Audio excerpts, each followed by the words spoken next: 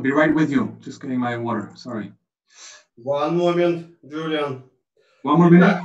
It's okay, it's okay. Мы начинаем, да. It's Итак, okay. добрый вечер, дорогие наши телезрители. Рад вас приветствовать на нашем сегодняшнем стриме. Хочу представить, сегодня у нас в гостях представители компании KEF из самой Англии. Это Джек, главный инженер компании KEF, и Джулиан, который нас покинул. Но он сейчас вернется, и вы обязательно его увидите. А также бессменный ведущий и крутой ютубер Михаил Сергеевич Барзенков. Ну и, собственно, я, эксперт компании Пульт.ру Андрей Семенов.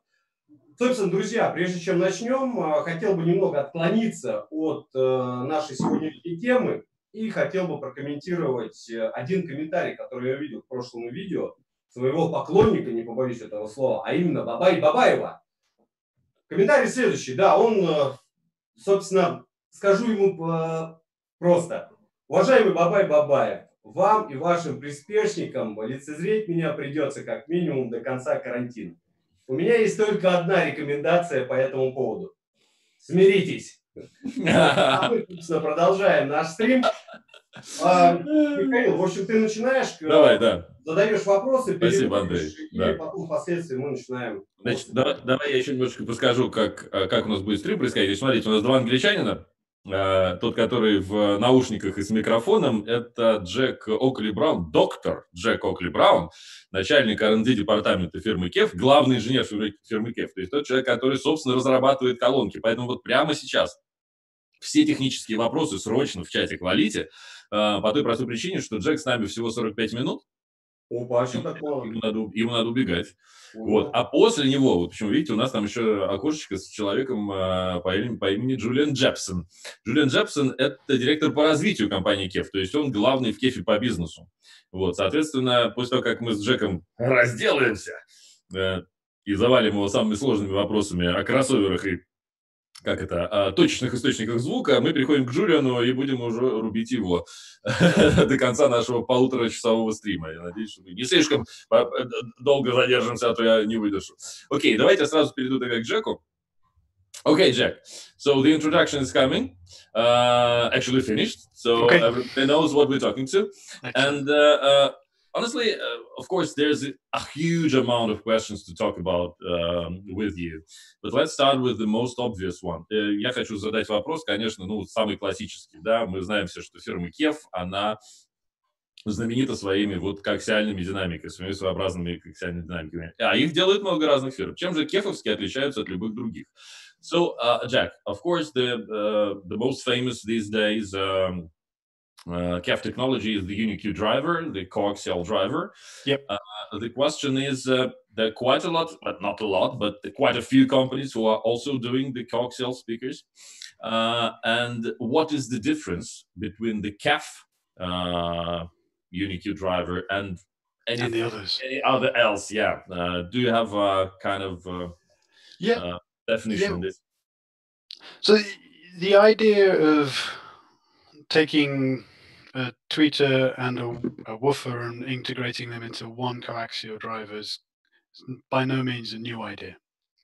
So in fact, there's a famous book by Leo Baranek that talks about this in the 40s, and you might be familiar with Altec Lansing speakers from the 30s that try and do the same thing. So we're not claiming to be the first people to think of this idea, right?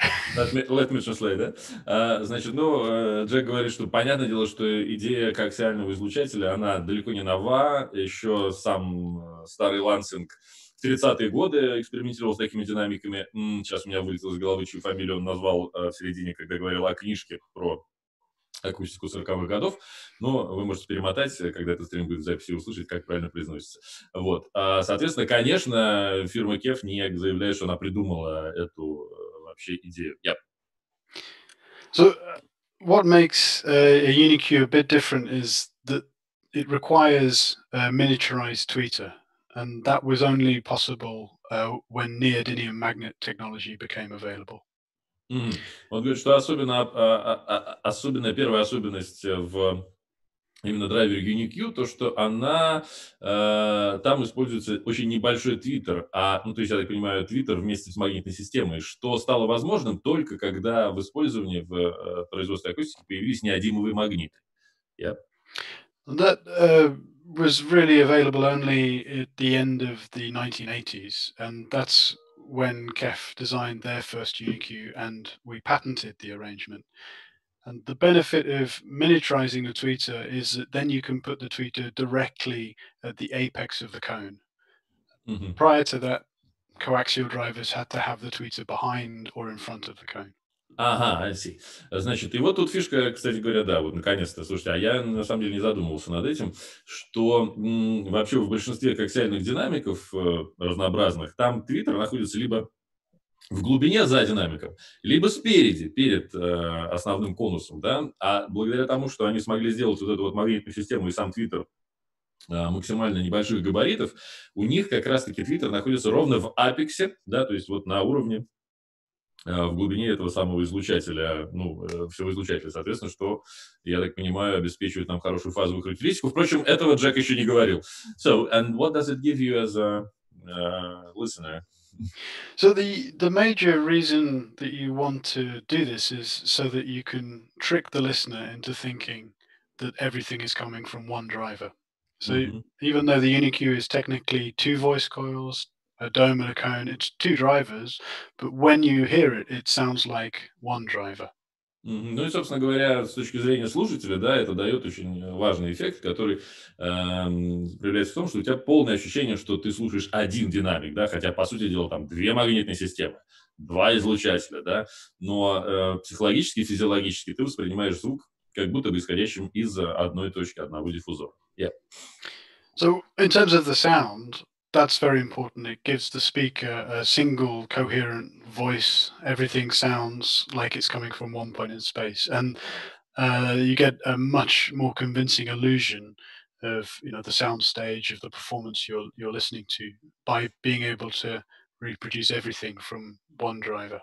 Ну и, собственно говоря, как вы понимаете, это действительно приближает излучатель UniQ к характеристикам того, что мы называем широкополосником, да, то есть вот такая вот идеальная отработка и звуковой картины, да, и хорошая дисперсия звука, то есть вот это вот все супер правильное, то, что присуще именно широкополосным драйверам. В данном случае, несмотря на то, что используется два динамика, они максимально по своим, так сказать, свойствам физическим и воздействию на ваш слух максимально приближаются к именно вот этой вот ощущениям от широкополосника.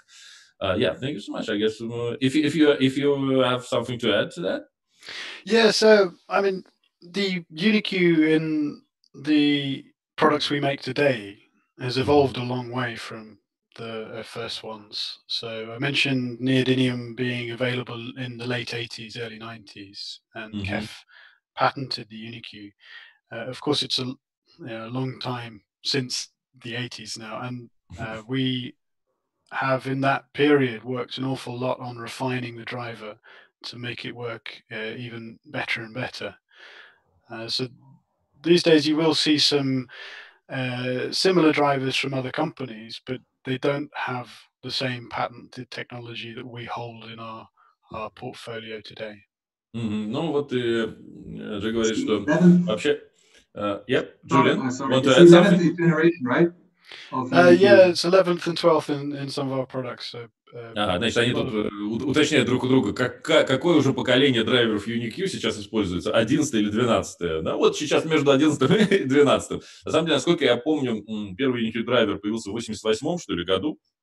И, собственно говоря, тогда, как раз когда появились неодимовые магниты в обиходе, и тогда KEF запатентовал эту технологию. Собственно говоря, с тех пор, конечно, драйверы развивались и сильно менялись. Да? Сейчас уже 12-е поколение.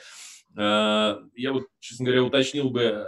Слушай, is there a serious difference between the, I don't know, first UniQ driver and the latest one? Or Yeah. is it just an evolution of smaller steps? No, it's I mean, taking the original UniQ that was 1988, and it was I in a was product. right. Cool. Well done. The C35. And if you ever get the chance to see our museum in Maidstone, you can see Yeah. we have that product there. And you can look at the drivers that came just before it, and you can recognize it's an 8-inch cone driver that was used in one of the previous products, combined with a 19mm silk burn tweeter. So very much a combination of existing parts for the first UniQ. Let me translate that. Начну, как бы же говорит, что да, действительно, в 1988 году они сделали так, что я правильно знал, я вспомнил, смотрите, чувствую, я всегда чувствую. Да, в общем, конечно, в 1988 году действительно был первый драйвер. Он говорит, что я спросил у Джека, а есть ли действительно принципиальная разница между драйверами вот теми 1988 года и теми, которые мы сейчас слушаем в колонках. Он говорит, что да, понятное дело, что первый UniQ это был, по сути, некая такая сборка из уже существующих динамиков. То есть там был большой динамик, тот же, который использовался в других колонках и до этого, не в форме коаксиального драйвера. И твиттер тоже использовался в других колонках KEF. Соответственно, они просто совместили то, что уже было. Вот. А уж дальше развивали это, я так понимаю, как единую систему. Yeah, so what was then? Well, the original UniQ in the C35, in many ways, was an excellent technology step. We could see there's benefits in the directivity, in the coherence from the driver, but by just almost taking off-the-shelf parts and not having the chance to, see things as we see them now, there are also drawbacks to the original UniQ, some frequency response problems, some diffraction problems. And a lot of the work that we've been doing since has been trying to, eliminate all the difficulties of UniQ so that, you get a driver that just has the benefits of, what is a fundamentally great idea. Ну да, собственно говоря, я уже успел ответить за Джека на этот вопрос кратко, что он говорит, что действительно и первые проблемы с UniQ драйверами, конечно, стояли ровно в том, что это были действительно элементы разных уже готовых динамиков, которые, в принципе, не создавались специально для коаксиального излучателя.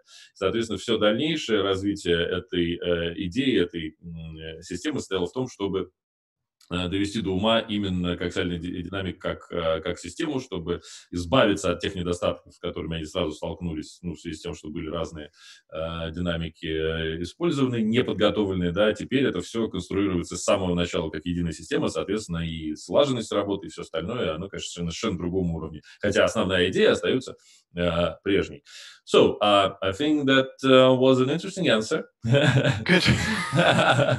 And, yep. Just to expand maybe a bit more, I mean, a lot of the features on a KEF UniQ are very distinctive. So, and they're all in there to make the performance better. So you look at our UniQs, we have our patented Tangerine waveguide to improve the high frequency response, Z-Flex surround to reduce diffraction, and details of how the dome and the waveguide are designed to go in. So all of this technology builds on UniQ, and without them, you can't really achieve something anywhere near as good as the drivers we're designing today.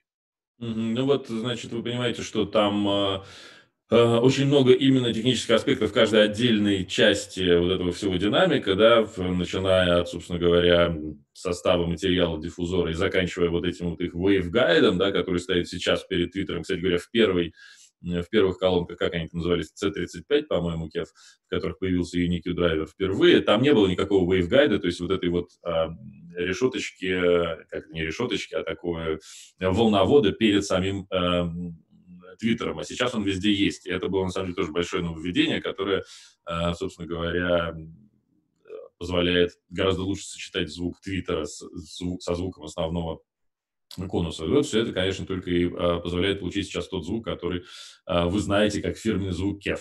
The last question that I wanted to address to you from myself before we start asking our viewers. Значит, еще один хочу вопрос задать от себя до того, как мы перейдем к вопросам в чате. So, is there a certain character of the sound that you pursue in making speakers? Do you have any idea of this kind? And Yeah. If yes, what? And if not, why? Yeah, I mean, our design work is driven a lot by the technical side, that's for certain. But then when we're evaluating products, it's a combination of measuring and listening. And in the listening side, I do think that there is a KEF characteristic to the sound, which is something which is very involving, very clear soundstage with position of instruments and depth very well defined, and a kind of naturalness, if you like. So not trying to give you over analytical view of the music, but something which sounds representative of if you're hearing the real instrument. That's what we strive for. And something you can... Yeah, let me translate that now.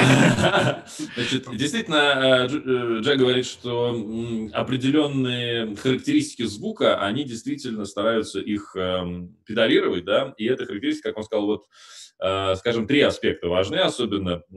Первое слово прозвучало, это involvement, ну, то есть некая вовлеченность, да, то есть хочется, чтобы колонки вовлекали вас в прослушивание. Опять же, Джек сказал, что, понятное дело, что мы там, значит, сидим, меряем и все это считаем, но все-таки обязательно идут прослушивания, и мы все на слух проверяем, чтобы это все звучало действительно психологически, физиологически увлекательно. Вот. А второе, это то, что колонки должны очень хорошо, именно идея KEF, строить вот звуковую сцену, чтобы отрабатывалась глубина образов, их осязаемость, да, чтобы вы чувствовали, что вот в пространство у вас музыкальное заполняется какими-то реальными объектами.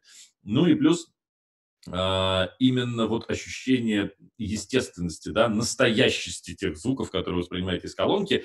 При этом они не ставят во главу угла достижение какой-то сверхдетальности, подробности, да, вот этой вот некой там абстрактной суперчестности акустики нет. Важнее, чтобы было ощущение живости, вот этой вот естественности звука, которая, вот, по мнению Джека, гораздо важнее, чем некие абстрактные технические моменты. Okay, and you wanted to finish with something? It's okay. Так, Андрей, я думаю, что пора тебе рубануть какой-нибудь вопросец нам. Да, слушай, Давай. Я хотел наших дорогих телезрителей предупредить о том, что самые интересные вопросы из чата будешь воспроизводить ты. Ну и, собственно, переводить.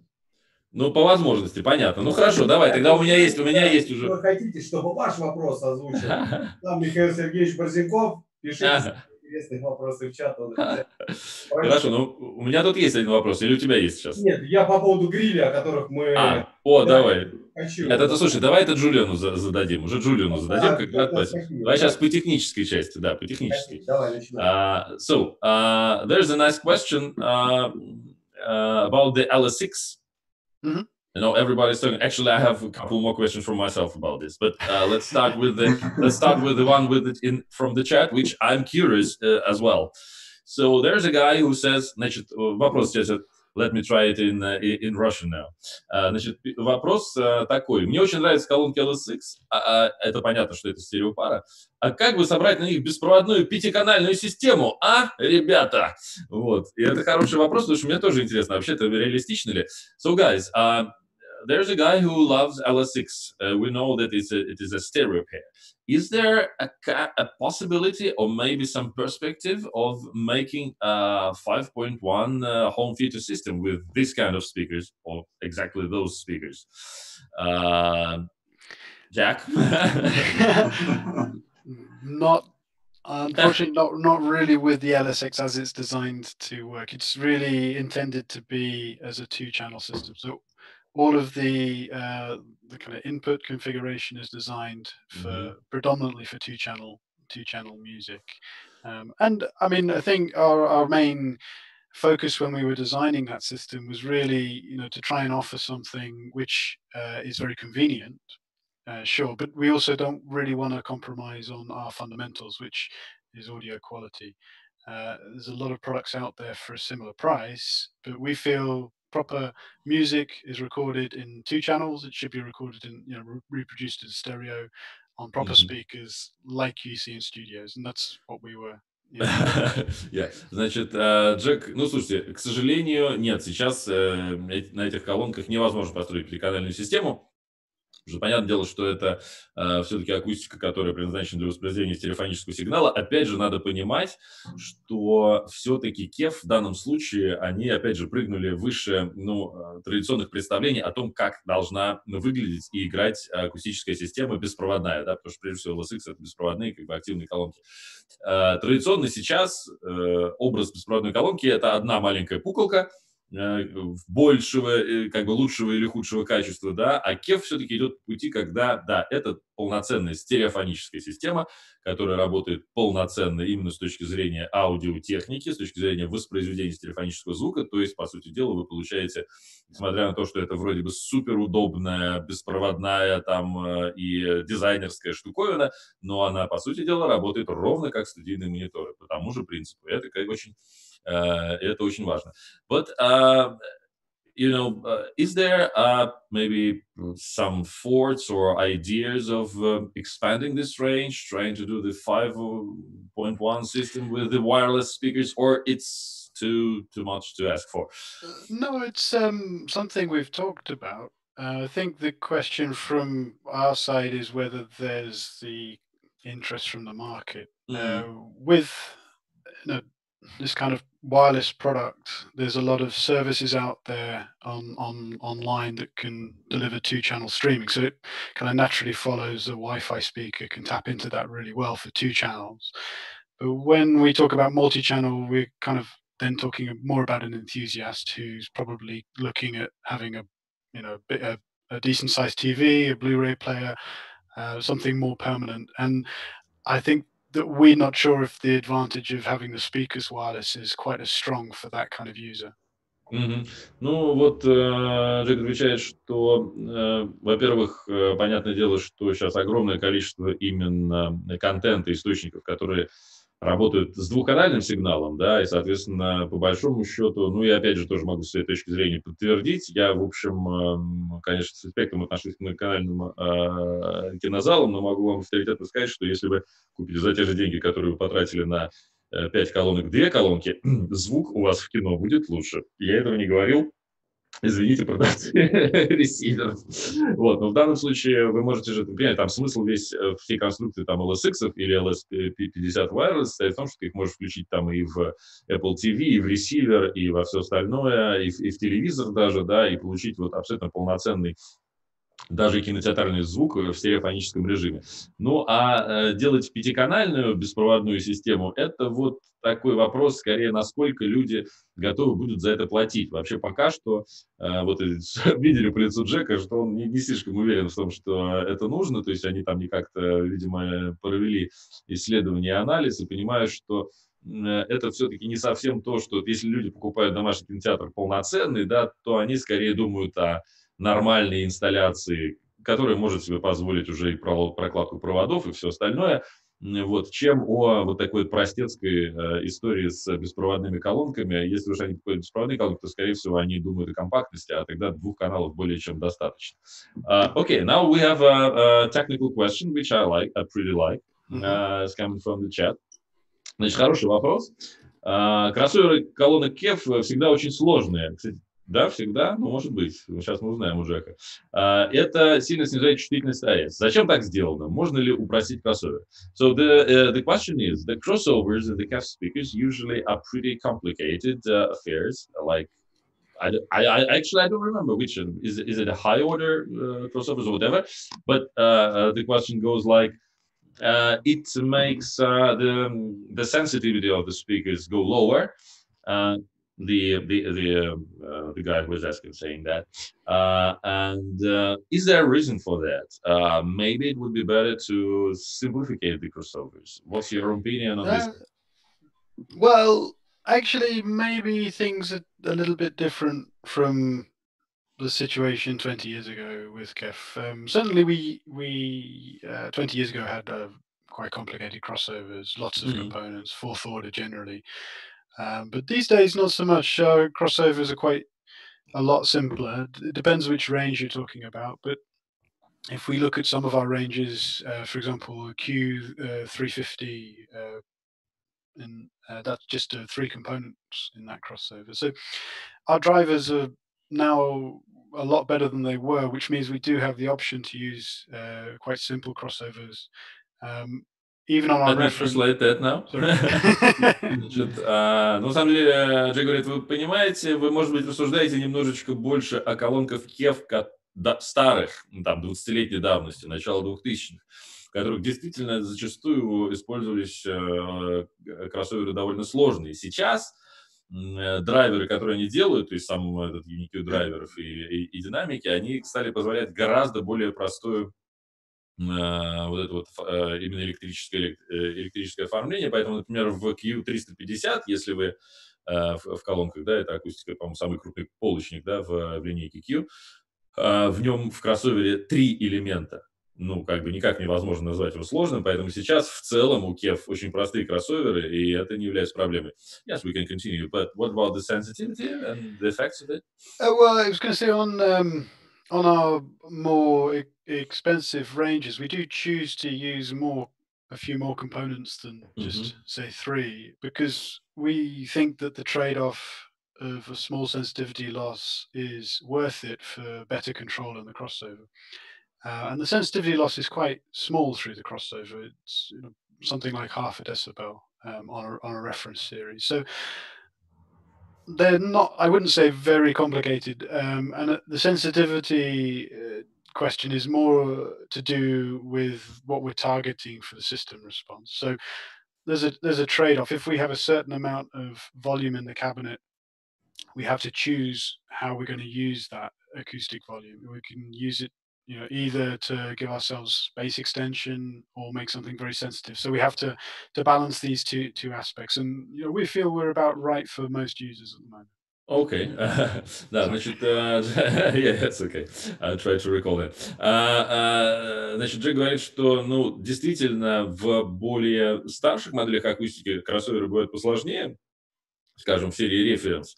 Но это тоже абсолютно сознательная вещь, потому что не надо думать, что они настолько сильно, вот это количество элементов кроссовера влияет на там, чувствительность и поведение колонок.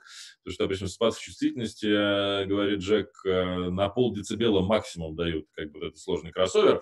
А глобально, что касается чувствительности и вообще поведения колонок, то тут приходится выбирать. Да? Есть определенный внутренний объем колонки, который можно использовать для разных вещей. Например, использовать его так, ну, сочетать так его, так сказать, поведение с драйверами, чтобы повысить чувствительность колонки, а можно настроить все немножко по-другому, чтобы добавить басовой составляющей, да, отдачи в басу. Соответственно, вот они пытаются найти некий такой более-менее свойственный именно характеру KEF баланс, да, то есть не гонится непосредственно с чувствительностью, и ему кажется, что вот это с точки зрения баланса качеств вполне себе рациональный путь, которому они исследуют. Окей. It was a good answer. Андрей, есть у тебя еще вопросики какие-то? Да, у меня, на мой взгляд, есть очень интересный вопрос от пользователя Rocket Paul. Друзья, да, как меня слышно? Если слышно хорошо, либо Слышно плохо, хорошо. в чате пишут, что не совсем. Ну ладно, тем не менее. Вопрос. Здравствуйте.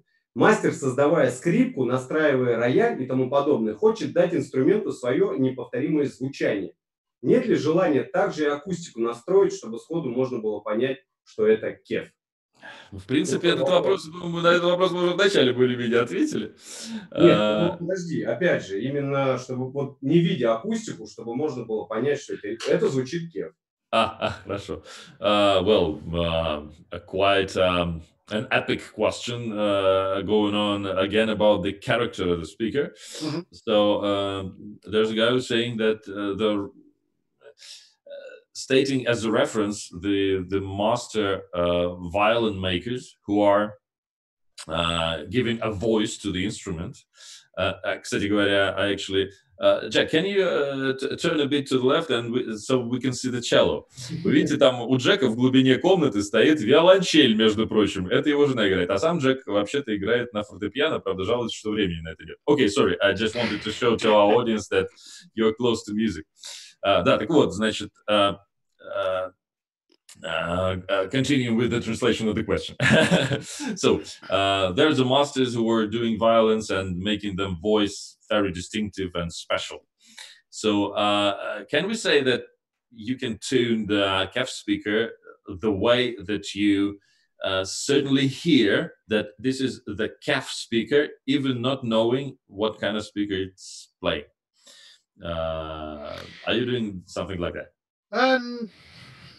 Not particularly, no. I think I always feel when we, in general, the crossover design can be used to tailor the sound to an extent. But at that stage, you really have already a character in the speaker, even before you finish the crossover design, because it also comes from how you've designed the drivers, how you designed the layout, and so on. So it's really, when we talk about the balancing stage, we're talking about that crossover design stage, and you don't have, we couldn't, for example, make one of our reference series sound like another manufacturer's product, because we've got fundamentally different philosophies behind the scenes, the drivers, the cabinets, and so on. So the KEF sound isn't really the imprint from me personally or anybody else personally. It's the collection of all the technology we've put in, and of course we can mold it at the end to try and get something which we think is the best compromise for the parts. But really the sound comes from everything, the whole design together. Ну, Джек воспринял этот вопрос, как я понимаю, такой скорее с точки зрения того, насколько насколько лично его, так сказать, вот как мастера ощущение вкладывается в звук колонок, да, он говорит, что, безусловно, я там могу что-то докрутить там в настройках кроссовера, когда колонка более-менее готова, но вообще-то звук KEF, конечно, складывается из идеологически уже разработанных, да, технологий, которые применяются в KEF, да, соответственно, это и драйверы, и их настройка, и сочетание, и то, как делается кабинет. И, соответственно, можно в теории заставить акустику KEF звучать каким-то совсем другим способом, да, и сделать ее похожей на какую-то другую колонку, да, но, безусловно, они не стараются создать какой-то конкретный звук, вот невероятно особенный у акустики KEF, он просто складывается из тех технологических особенностей, которые используются в производстве KEF. Вот у меня тут тоже есть хороший, кстати говоря, вопрос на это. Okay, thank you, Julian. And there's another question. Sorry, Jack. Which is, let me now give it in Russian first. Значит, хороший вопрос про топовые колонки Blade. Вот говорит, что в топовых блейдах применяется концепция полного точечного источника с оппозитно расположенными басовиками. Почему бы не сделать то же самое в бюджетных моделях? Я думаю, что в целом в всей линейке KEF. So in the Blade series of your speakers, you use the idea of the total one-point source driver, which means you are using the opposite sided bass drivers as well. Yeah. So the question is, why don't you do it through the whole lines of the speakers, even the cheaper ones? Because, well, of course, generally might be much better from the quality of sound point of view. Yeah, it's a good question. I mean, the technology, we call that single apparent source. So everything appears to be coming from a single point in space. But it hasn't been extended down the product range for a few reasons. I mean, one of the reasons is that it's quite restrictive of how you use the speaker. So it gives something where, it has to be placed in free space. You can't have things as close to it. And we know for some of our customers, they want to put things in cabinets, for example, close to walls. It's also quite challenging for us. Let me translate that now. Слушайте, интересно, кстати говоря, Джек тоже сказал, хороший вопрос, и ответ мне уже нравится, значит, потому что он говорит, что вообще-то не то, чтобы, типа, есть какая-то проблема с тем, чтобы распространить эту идею, как она у них называется, полного точечного источника звука, распространить ее на другие линейки. Но проблема стоит в том, что когда вы делаете такую штуковину, вот как это сделано в Blade, вот этот вот источник, она довольно сильно влияет на, скажем, довольно сильно ограничивает возможности в расстановке акустики. То есть Blade, например, должны однозначно стоять в большом открытом пространстве. То есть их нельзя задвинуть там в уголок там, или в шкафчик и тому подобное. А вы понимаете, что чем бюджетнее колонка, тем, скорее всего, скромнее будут возможности по ее расстановке и, скорее всего, засунут куда-нибудь на полку. И это первая проблема. So this was the first thing. So what's next? It is also quite tricky to design a line of speakers like that. It relatively would suit the top end of the range because we'd need to have four bass drivers. But it's quite tricky to do a whole range with that philosophy and do a stand-mounted loudspeaker and a smaller floor stander. And with the ranges of speakers, we know that our customers build multi-channel systems from them, and we didn't want to have one model with this driver configuration that they might pair with one that didn't have side-firing drivers. Значит, ну и опять же, вы понимаете, что это все-таки довольно затратная история, то есть вам, получается, надо вот 4 динамика по-любому в колонку впендюрить, и это, ну, может работать для флагмана в линейке, да, то есть, окей, флагманская колонка может быть построена по этому принципу, хорошо, но при этом, если вы, например, покупаете вот все колонки в линейке для того, чтобы построить домашний кинотеатр, вы оказываетесь в ситуации, когда у вас фронтальная топовая пара, например, да, она совершенно по-другому ведет себя, да, с точки зрения взаимодействия с акустикой помещения, чем все остальные колонки. И это, на самом деле, становится тогда большой проблемой. А все колонки сделать по этому принципу, ну, получается, что вам придется слишком много за них платить. Yep. It's a good question, though. I do think it's a really very effective acoustic configuration and something that we probably should use wherever we can because it does solve a lot of problems and always the speakers arranged like that have a very nice character to them. Ну вот, но Джек тебе говорит, что, ну, а вообще, конечно, это очень крутая вообще штуковина, и, конечно, хотелось бы, чтобы у нас там вообще, где мы только могли бы, там везде бы использовали вот эту вот историю, но уж, вот, простите, пока где можем, там используем. У меня тут еще один интересный технический вопрос. We have another technical, nice question, which I like. Let me now go in Russian with that. Итак, скажите, пожалуйста, а почему KEF не делает колонки с большими вуферами от 10 дюймов и больше? А то, понимаете, приходится докупать сабвуфер, чтобы хотя бы сделать полноценное стерео. That's another tricky question, which goes like, why don't you make speakers with the big woofers, 10 inches and more? Because I need to buy a subwoofer to have a proper bass to use with the KEF speakers, which I like the sound, but give me the bass, give me the big woofer. Why don't you use it? Well, the thing that really matters for producing low frequencies is the total area of bass drivers. So if we take something like, a reference 3, say, 2 6.5-inch drivers gives you the area of around about an 8-inch driver. And if we take a reference 5, you've got something like 2 8-inch drivers. So we're not short of radiating area. But if you increase the driver sizes and you don't increase the cabinet volume, you can't actually get more bass in a passive speaker. Yep. So, let me translate that. Значит, первое, что вы понимаете, что дело не в размере конкретно диффузора, а в размере вообще излучающей площади, которая, так сказать, которая занимается излучением басового диапазона. Поэтому, если у вас 2 там 6-дюймовых динамика, ну вот и считайте, что у вас есть та же самая отдача, которая даст вуфер больше 10 дюймов. Вот. Другой вопрос, что еще учтите, что для того, чтобы использовать такой большой вуфер, вам нужно и корпус делать гораздо больше, иначе вы больше баса все равно не получите. Yeah. So really this is, I think, with the way the question is phrased, it's more, to do with the volume. If we made the speakers a lot bigger and at the same time we put more drivers or we put bigger drivers, then we could give something with more and more bass.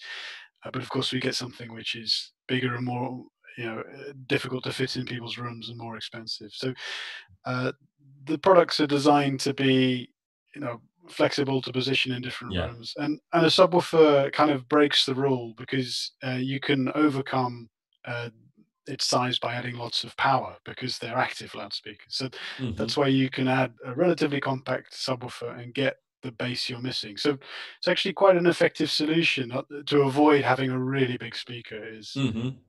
Good answer, thank you.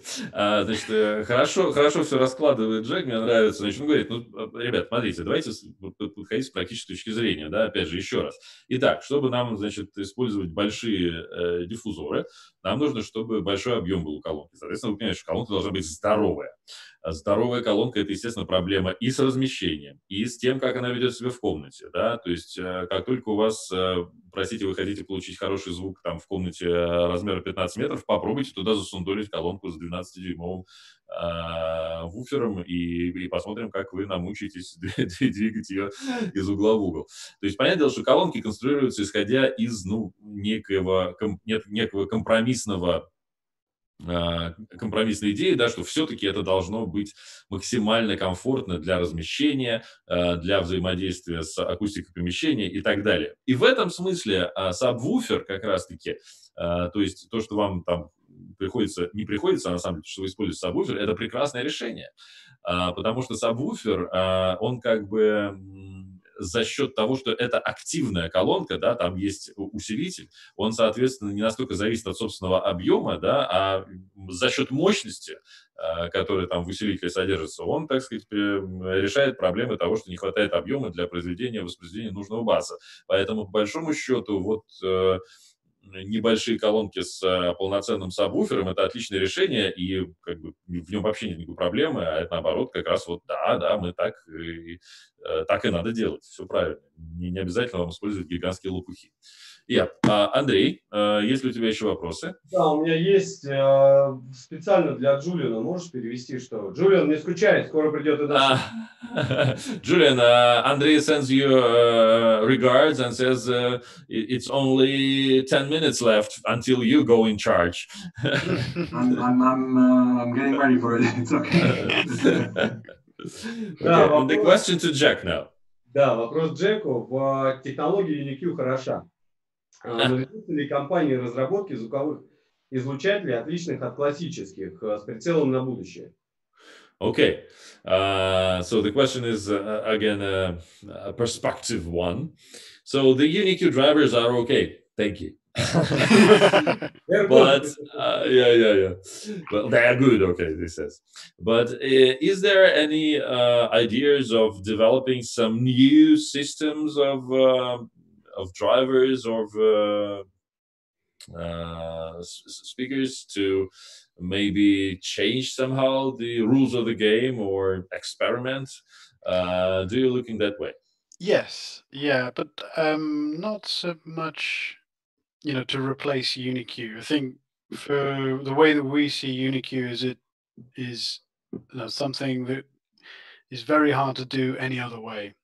So we have in our latest UniQ's driver that can cover from 300 hertz all the way up to 40 kilohertz, extremely low coloration, extremely controlled directivity. So that's really important. We want to continue using that. Let me translate that. Значит, нужно говорить, что понятное дело, мы все время там что-нибудь такое крутим-мутим, но вообще-то говоря, UniQ, конечно, это наше то, что называется вообще главное достояние, и сейчас мы добились как бы таких характеристик от этого драйвера, что, конечно, мы, безусловно, не собираемся даже с любыми там экспериментами самостоятельными менять UniQ на что-то другое, потому что сейчас UniQ-шные драйверы – это штуковина, которая играет от 30 Гц до 40 кГц, с максимально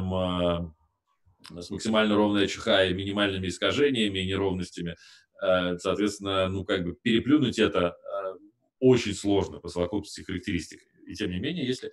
But anyway, is there any interesting... Yeah, so I think we're obviously committed to improving UniQ. There's things we've got in our research program for UniQ to make it work better. But I think the interesting thing is, then looking at the rest of the system and saying, well, how can we move that forwards? And in a way, the active is very interesting, I think, because it gives us a chance to do things differently from what everybody's used to with passive loudspeakers.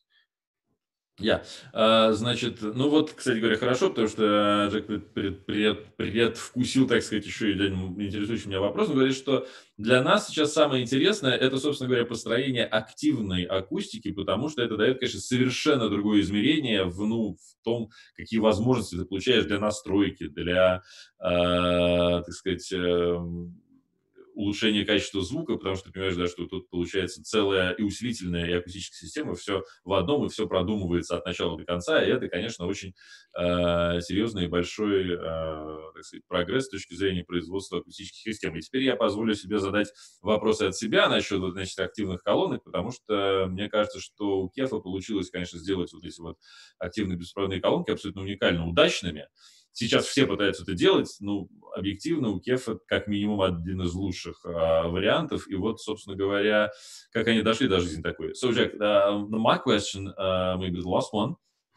So we already quite in time to make you to leave you free, to get you free. But the final one is, of course, about the active speakers, because my opinion is that the KEF implementation of the active speakers was one of the best on the market, obviously. And the thing is that I don't remember if KEF tried to do that in the past. So I don't think you had a lot of experience in this case.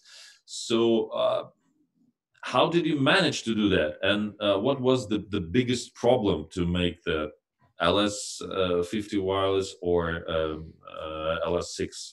The biggest problem in it. We don't really have any modern active speakers until you get to LS50W. So the challenge for us is how do we bring in this expertise that we don't have from our passive products, amplifiers, DACs, DSP. But we're very lucky because we're part of a very big group of companies. And so we can call on the expertise from our parent companies to help us out in this. Then the challenge is slightly different because historically, if we're making a passive speaker, the team in Maidstone that I run, they've done this for 55 years. We all know what's required. With an active product, we have now a lot of new participants designing DACs, designing DSPs, designing amplifiers. So making sure that everybody understands what we're trying to achieve and everybody spec'd their part correctly. That's the real challenge, getting everybody to deliver into the system correctly. Да, ну вот, собственно говоря, я задал вопрос, что я не очень даже, то есть я удивляюсь, насколько удачно у них получилось сделать эти свои LS50 Wireless и LSX, учитывая, что у KEF, я не помню, чтобы вообще был какой-то большой опыт в производстве активных колонок. Да? Вы знаете, что есть большое количество компаний, которые делают активные мониторы одновременно, да, и пассивные домашние акустические системы. У KEF такого не было, отродясь. Не отродясь, но, в общем, давно не было. Вот. И Джек тоже подтверждает, что у них не было опыта работы с активной акустикой. К счастью, сейчас KEF тоже принадлежит к большой агломерации компаний, соответственно, у них, в общем, не было проблем с тем, чтобы привлечь сторонних специалистов. Тем не менее, да, вот в этот инженерный департамент в Мейдстоуне, который возглавляет Джек, понятно, что это ребята, мужики, деды, которые 50 лет делают пассивную акустику. Они все про нее знают, все хорошо, все понятно, да? А тут ты вдруг оказываешься на совершенно неизвестной территории, когда там надо, кстати говоря, я тоже об этом не подумал, что не только усилитель же там они разрабатывали для колонок, а еще, естественно, цифровой преобразователь и все эти беспроводные протоколы и модули, которые надо было строить, все это должно заработать, потому что главная проблема, Джек говорит, конечно, состояла в том, чтобы вот это вот все невероятное количество совершенно новых технологий свести и привести к общему знаменателю, чтобы получился как бы некий осмысленный продукт.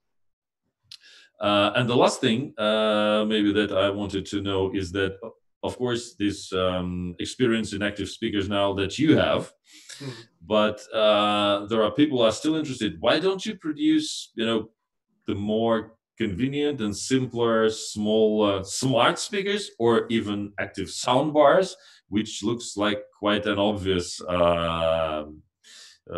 move to go on with? Why not? We did the LSX shortly after LS50W because we recognize some of our customers really want something smaller, a lower price. But we're keen to keep producing products that are very unique, that have a very typical KEF characteristic. And a soundbar or a smart mono speaker, when we look at that category, it's something where we're not really going to be able to play to our strengths as much as we can with LSX and LS50W. Ой, слушайте, я, кажется, даже вот задал вопрос на английском, а так его и не озвучил на русском, правда, Андрей? Да. То есть я спросил у Джека, что мне интересно, что, ну, вот они, понятно, они сделали там LSX и LS50, беспроводные колонки активные, все это, и вот это очень удачно получилось. Я говорю, ну, а в чем проблема теперь, когда вы уже все это освоили, технологию, почему нет там одной колоночки, да, беспроводной, то, что мы называем умная колонка, там, смарт-спикер, почему нет активного саундбара, ну, то есть довольно очевидно, почему этого не делается, значит. Но и Джек отвечает, на самом деле, мне нравится этот ответ, в том, что, ну, вы понимаете, что и то, и другое делают все. И в этом смысле KEF становиться вот в очередь как бы огромного количества компаний нет большого смысла, потому что в этой категории они не могут, то, что называется, показать свои лучшие достоинства. Да? Понятное дело, что все, что они умеют, вся та глубина и качество звука, которые они способны создать, в этих продуктах они как бы нивелируются. Соответственно, вот и, собственно говоря, LSX – это более маленькие, да, и более доступные активные беспроводные колонки, чем LS50, которые были до этого. То есть, я так понимаю, что и сейчас и те, и другие, естественно, есть. Вот. Ну, то есть, в том смысле, что, ну, как бы вот вместо... Я от себя сейчас добавлю, понимаю, что эта штука для человека, который понимает, что саундбар – это всегда компромисс. Монофоническая одна колоночка, насколько бы классно она ни была технологически сделана, это все равно компромисс. И, кстати говоря, у меня тоже куча знакомых, которые ко мне приходят и говорят, что ну вот я хочу, чтобы у меня был весь функционал, там, вот, там саундбар и умные колонки, да, беспроводное, все, ЦАП, там, цифровые входы, вся фигня, то чтобы это был классный, крутой звук все-таки, да. И тут неожиданно KEF занимает, как не неожиданно, а вполне ожидаемо, KEF занимает вот эту свою абсолютно уникальную нишу, потому что они как раз вот со своими стереофоническими этими полноценными колонками позволяют получить максимум серьезного звука вот в этой вроде бы как категории, которая играет на том же поле, что и саундбар и умные колонки. Okay, looks like it's time to let Jack go. Go, Джек. Значит, у нас тут просто, видите, у Джека не так много времени, ему пора идти. Давайте все поблагодарим главного инженера компании KEF, доктор Джек Окли-Браун. Jack, thank you so much. You're very welcome. It was a pleasure to talk to you. And yeah. So now you can go back to your studies. Yes, Thank you. And we will take Julian. Yes, good luck, Julian. Thanks very much, everybody. Thanks very much, Dick. Take care. Bye-bye. Okay. Take care, bye-bye. Джек, пока. Привет, Джулиан. Да, Джулиан, Okay. so, how are you doing? Значит, еще раз, Джулиан это человек, который имеет должность директора по развитию компании KEF, то есть, на самом деле, он, условно говоря, разбирается плюс-минус во всем вообще, что происходит в KEF, и поэтому я хотел к нему, конечно, адресовать уже такие более глобальные вопросы, знаете, о судьбах хай-фая и вообще судьбах, так сказать, мира. Мой первый вопрос, конечно, Джулиан, my first question. Первый вопрос, конечно же, о том, что сейчас происходит с производством KEF и как они переживают вот это вот все, что мы все с вами переживаем. So, the question is, of course, about the world situation. And how do you cope with this? Do you still produce speakers? How does this affect your production? And are you now sitting isolated or you're free? Yes. What's going on? Yeah, a lot is going on. A lot of going on, but not so much is going on as it used to be. And that's in the sense we know it or used to know it. I mean, obviously we are all affected, or a great part of the world is affected by COVID and the health crisis, the pandemic. We are no exception. We've also been affected and are affected to a certain extent. But if I just go back a bit to the origin or the way the company is structured as KEF, as we are part of the GP group, Let me translate that now. Значит, ну, Джулиан говорит, что, в общем, понятное дело, ребят, что всех нас тут накрыло, конечно. Вообще у нас, в принципе, дела идут. Мы не остановились там, типа, с колом. Но ясное дело, что все не так идеально, как всем бы хотелось, да. Но, опять же, тут Джулиан говорит, что надо понять, что, ну, что я хочу до вас донести, что мы все-таки не просто компания KEF, а мы часть огромной корпорации, которая называется GP Group. Yes, you can continue now. So, I mean, as we know, it appears that the origin was in China, and I mean, we are part of the group. And the one thing that is, I think, that sets us apart from a lot of speaker manufacturer brands is that we actually are a fully vertically integrated brand. We have our own R&D, with who you just had the chance to interview for almost an hour.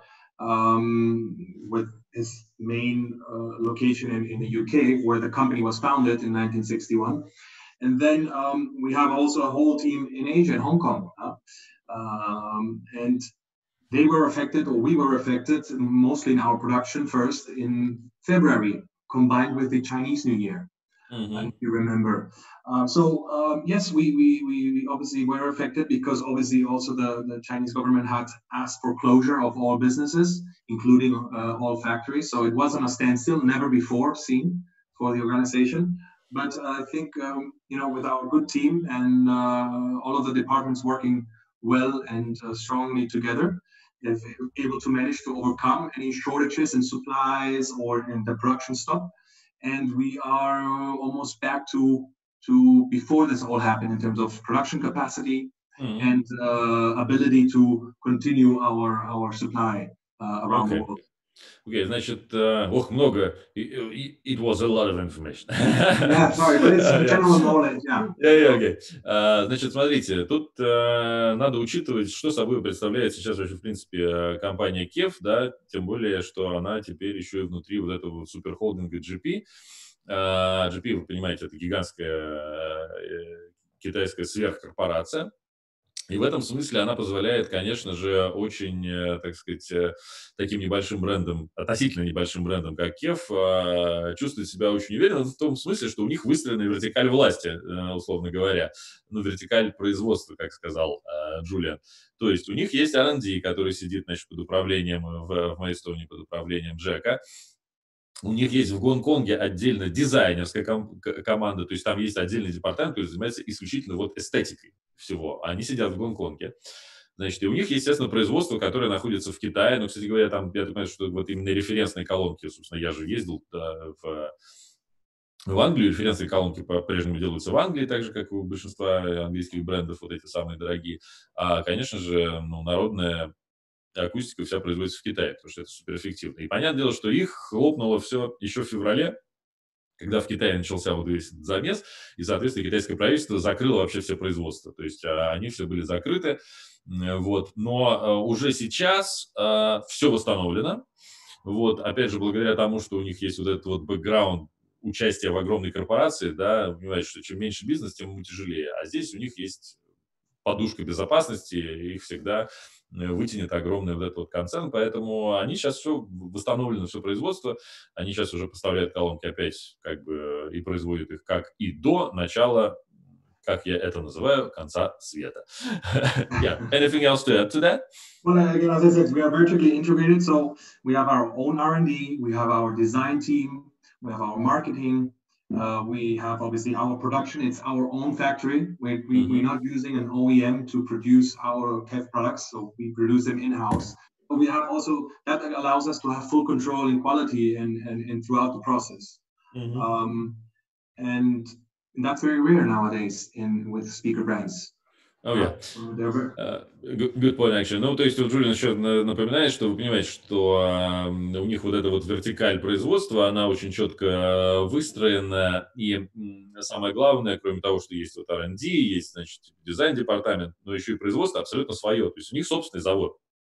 Они не делают OEM заказов, это не то, что, как обычно это делается в Китае, и как на самом деле действительно делают очень многие производители акустики сейчас. То есть есть завод, который производит одновременно колонки для этого бренда, этого, да. У них свой завод, который делает только KEF.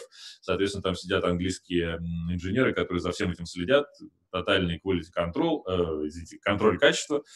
Вот, и, соответственно, это вот такая вот тоже то же самое преимущество, которое, опять же, они могут себе позволить как участники большой корпорации, и, соответственно, это такая редкая штука, но, опять же, именно поэтому колонки KEF вот все-таки живьем ощущаются, конечно, очень серьезно. My next question is coming from the audience. Следующий вопрос, который мне нравится. I first go in Russian as usual.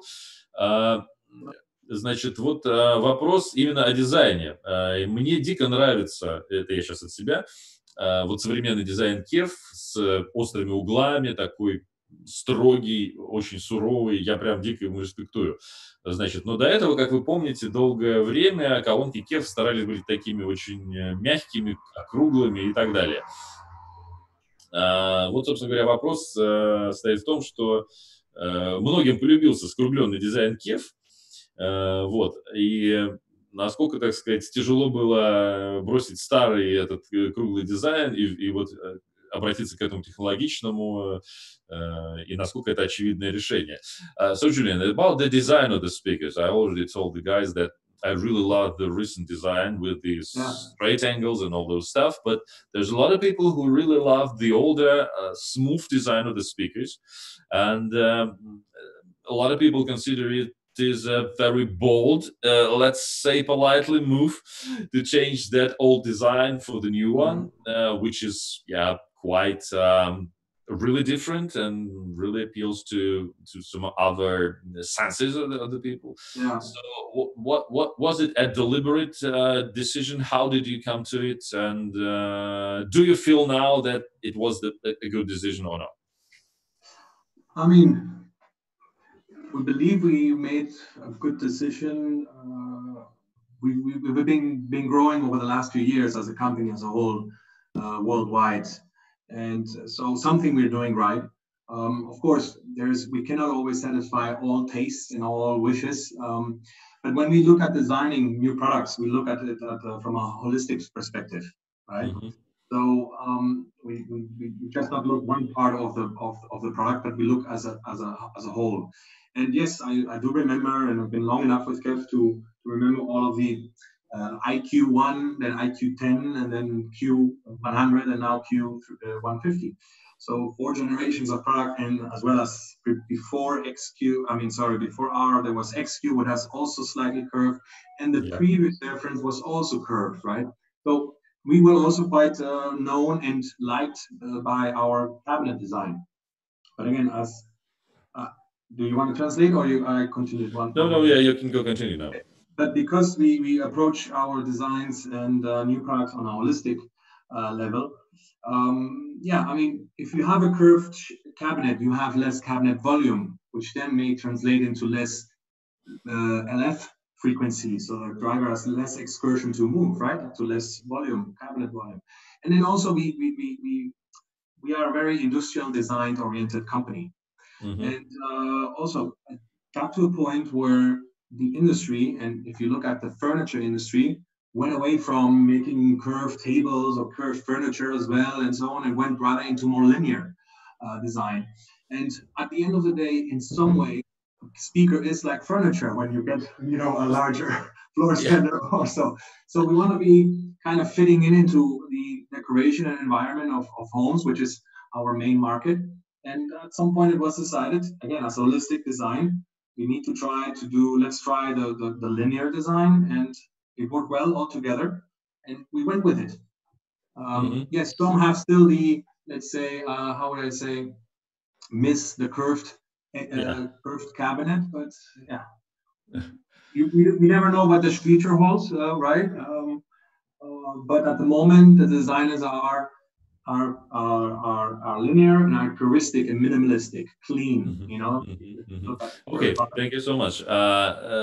Теперь переведу этот длинный монолог Джулиана. Значит, ну, как я уже сказал еще в вопросе к Джулиану, что мне, например, очень нравится, что кефы стали такими рубленными, такими суровыми, супер минималистичными, с острыми углами. Это очень круто. Ну и Джулиан говорит, что да, конечно, я давно в компании, да, я помню еще много-много линеек, много лет, все кефы были такие скругленные, такие все закругленные и с этими вот очень характерными закругленными корпусами. Кстати, сейчас от себя еще добавлю. И каждый раз, когда, значит, вот этот вот дизайн презентуется публике, всегда обязательно находится аргумент, почему он правильный с точки зрения звука. Я помню, что, значит, когда в начале 2000-х все делали скругленные корпуса, значит, была главная мантра, что, понятное дело, что корпуса, значит, вот такой вот формы неровной, да, они идеальны для того, чтобы там не образовывалось там каких-то, значит, стоячих волн и тому подобного. Это все гораздо лучше с точки зрения сохранения вибраций внутри кабинета. Значит, теперь другой поинт, кстати говоря, опять же, вот и то, что называется, ваше слово против моего. Но, тем не менее, рубленый квадратный кабинет, корпус колонки, извините, кабинет — это такой англицизм на самом деле в данном случае, он на самом деле в любом случае дает больше объема, чем скругленный, да, поэтому вам именно с точки зрения акустического объема, работы в объеме, гораздо лучше иметь просто квадратную колонку, потому что это максимальный внутренний объем, который вы можете получить в определенном размере. Так что вообще-то с точки зрения акустики вот как бы это преимущество присутствует. Вот. С точки зрения чистой эстетики, Джон говорит, что, ну, понимаете, тренды-то меняются, да, все-таки KEF — это такая модная компания, если говорить честно, и вы понимаете, что там вот 20 лет назад, там 15 лет назад было очень модно вот это вот все, значит, такое расползающееся, аморфное, когда все любили «Заху Хадид». Вот. А теперь мы снова вернулись к суровому минимализму, и вообще время сейчас требует, конечно, вот это вот от этой всей барочности, конечно, уже не смешно. Сейчас стало особенно актуально. То есть вот эта вот строгость, минимализм, простота форм, сейчас они придерживаются этой дизайнерской концепции. Честно скажу, я ее целиком полностью поддерживаю, мне это дико нравится, мне очень нравится, как выглядят колонки KEF сейчас. Настолько нравится, что даже, может быть, я бы какие-нибудь... Так, ладно, это я уже договорился. Андрей, есть ли у тебя еще какие-нибудь вопросы? У меня есть немного рекламы в нашем стриме, Михаил. Okay, now, Julian, we have a minute for the promotion in the stream, which Andrei is going to give. Друзья, вы можете наблюдать, мы расположили ссылку в нашем чате, перейдя по которой вы можете посмотреть и получить скидку. Хорошую скидку, не побоюсь этого слова, озвучивать в эфире ее не буду. Перейдите по ссылке, увидите хорошие ценники на всю продукцию KEF. Так что держите. Я тебя не обижу, я тебе хорошие цены дам. Ты что? У нас все хорошо, у нас все хорошо. Так, продолжаем разговор. Да, Джулиан, тот вопрос, который я хотел в самом начале тебе задать, но Джек все испортил. В отношении грилей. Джулиан, с чем связано то, что новая серия Q поставляется без грилей? Okay, now the complicated, the serious, the bad question for you, which the question which Jack couldn't answer, because it's of course about the grills which are not supplied with the recent Q series. Yeah. So how need we to deal with that, and why did you do that? Почему вы так сделали, спрашиваю я у Джулиана. Почему вы не даете нам грили? Yep. Okay. I mean, when we are developing a new product or a new product series, all aspects are considered, and obviously, aside from the experience, we also continue on a permanent basis of market research, and we are a global company, and sometimes it's difficult to meet all needs for the whole world. Yeah, so we try to find the best middle way, and that would satisfy the great majority. So the grill was, there was a dialogue before deciding whether to include grill or not. Let me translate it now. Значит, Джон говорит, что, ну, вы понимаете, во-первых, по-серьезки, значит, отвечаю, что, ну, трудно, как вы понимаете, в любом случае, когда ты делаешь достаточно массовый продукт, Q-серия — это все-таки массовый продукт все еще. Несмотря на то, что Hi-Fi это уже не массовый продукт, как я продолжаю повторять много раз. Тем не менее, это все-таки колонки, которые продаются в десятках стран, да, соответственно, у разных людей очень разные предпочтения, трудно удовлетворить их все. Они поэтому очень пытаются сделать некое взвешенное всегда решение, ну, чтобы оно было и, извините, с коммерческой точки зрения выгодно, да, для них, и удовлетворяло максимум желаний людей. Вот. И поэтому, да, они сильно мучились, когда вот приходили к этому решению. И сейчас мы узнаем, как это все происходило. Yeah, you can continue now. So let me also make an example. And there was done it was checked with all of the KEF teams around the world, the Americas, USA, Europe, Asia, yeah, Asia Pacific. So if Andre could grab the speaker behind him, which is a Q model, a Q series model, and just to point out, because it turned out that we believe in beautiful design that is always in support of acoustics, not against it, right? We will not sacrifice sound quality for design, but when we design, we try to make it still appealing. And our designs are puristic and clean. You don't see one screw, you don't see, no exposed screws or holes for the grills and so on. So it's very beautiful to look at the speaker without the grill. So after going around and asking and checking if the grill was essential, the majority result was no. And that's why we decided not to include the grill in the box and rather take that resource and put it into a better finish, into any other materials that would improve the product as a whole. Now, there are markets that said, oh, we need the speaker. I mean, we need the grill and the speaker. And they found some solutions, but it's obviously not the perfect solution as it's fully included in a box. Окей. Андрей, вот просит тебя, Джулиан, может быть, еще раз прихватить колоночку, притащить ее в кадр, который стоит за тобой. Вот вы видите как раз ту самую, о какой идет речь. Это Q-серия, с которыми грили не поставляются. Но Джулиан говорит вот следующую вещь, что вот посмотрите, мы делаем колонки и делаем дизайн колонки таким, чтобы он был идеально подходил к... Ну, уже может так сильно не совать, там, держи ее на ручках, и будет выглядеть хорошо. Да, вот смотри, хорошо выглядит, прекрасно. Да, найс. Да, в общем, короче говоря, вот посмотрите на эту колонку, да, а вы видите, что она супер минималистичная. Здесь нет дырок, в которые всовываются штырьки для гриля. Здесь нет даже шурупов, которыми крепится драйвер, да, то есть все супер-супер-супер скрыто, очень минималистично и вот красиво, элегантно сделано. Вот, и, соответственно, сзади можно не показывать. Хотя фазик мне нравится, он такой прям хороший фазик. Да, смотрите. Да, там прям... Так, все, это уже начинается аудиопорнуха, все, хорош. Так, значит, очень, короче говоря, к чему речь, да, что они, значит, проводили, естественно, разговоры и исследования на всех рынках, и в Америке, и в Европе, и там в Великобритании, и в Азии. И, в общем, большинство тех самых дистрибьюторов, и проконсультировавшихся и проанализировав продажи, понимают, что вообще-то гриль, конечно, для колонок KEF не нужен, потому что они и так зашибись. Тут, опять же, есть такая тема, что гриль – это типа такая защитная вещь. То есть, с одной стороны, эстетическая, с другой стороны, защитная. Да? С точки зрения эстетики, колонки KEF, конечно, гораздо лучше выглядят без гриля, потому что закроете этот драйвер какой-то вот такой простой рогожкой, и вы не отличите эту колонку ни от какой другой и никакого фана. А она же реально очень красивая. Вот этот вот Unique драйвер, это зараза, он просто эстетически, хочется на него смотреть. Ну и кроме того, вы понимаете, да, что и для звука все-таки гриль это очень редко бывает полезная вещь. В крайне редких случаях. Да. А во-вторых, с точки зрения просто защитной, тут есть нюанс, про который Джулиан не сказал, но я хочу обратить ваше внимание на это, что грили часто используются для того, чтобы защитить колонки от детей. Прежде всего, не вообще колонки, а твиттер, да, потому что ребенок приходит и обязательно должен сунуть палец вот в эту самую, да, вот как Андрей это показывает. Так у KEF, понимаете, есть гигантское преимущество, состоящее в том, что сейчас они все с вейвгайдом, и хрен ваш ребенок просунет палец туда, вот в эту вот, как она там, мандариновая, как она называется там правильно? Апельсиновые дольки. Да.